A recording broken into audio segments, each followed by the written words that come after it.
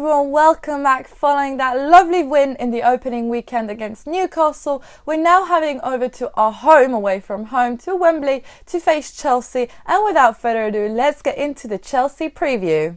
Now this is much more than just our first home game of this season. It's our first home game at Wembley, and we need to create as much of a fortress as possible, especially because we won't be able to recreate what we did last season at the Lane, that's for sure, but we need to make the most out of the National Stadium as possible. Furthermore, this is obviously a London derby against Chelsea, so the atmosphere will be quite electric already. They also have kind of bragging rights over us at Wembley, like look at the last game for example, but in general over the years they've done much better at the National Stadium. And last but not least, they're also champions of last season, so they have up there, there are title contenders, so this will kind of be a big match, and it's our second match of the season as well. Now what will our team look like? Obviously Rose and Lamella are still out injured, and Kudu and Trippier didn't feature against Newcastle, and I think it's a little bit early for Trippier to play against Chelsea as much as we'd like him to be back.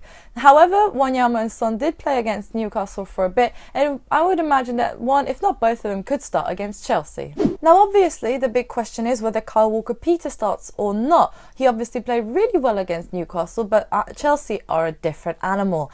I'm personally going to go with Sissoko as a right wing back and playing in a 3-4-3 formation, but anyone could really feature there. He could put Kyle Walker-Peters there. I don't know. We'll see. This is what I'm going with. Now, I'm not going to go into too many details over the Chelsea team, but just briefly mention that the fact that Cahill, Costa and Fabregas won't play.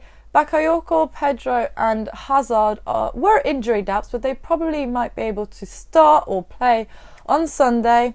Their new signings, Rudiger and Morata, would probably start. Now, how do I see the game panning out? Chelsea obviously lost to Burnley on the opening weekend, so they're kind of like a wounded animal. They will definitely want to be licking their wounds to some extent. However, I don't see them going full out in this game, and that pretty much imagine they will be happy with 1 point and try to get back to winning ways after these two games. I expect it to be a tight game, and it will be more reliant on counter-attacks. That means it would be nice if we could control the midfield from early on and we start with a high-paced tempo. Hopefully Eriksen can pick the lockets and unlock their team and defence like he did last season, and similarly in a way that Burnley did with some balls in the air. I'm going to go for a Tottenham win, and hopefully Harry Kane can score his 100th goal for the club. Let me know what your thoughts are in the comments down below. I hope you enjoyed this video. If you did, then please leave it a thumbs up. Subscribe to my channel if you're new around here and you would like to see more Spurs related content from me. Hopefully I will see you in the future, and come on you Spurs!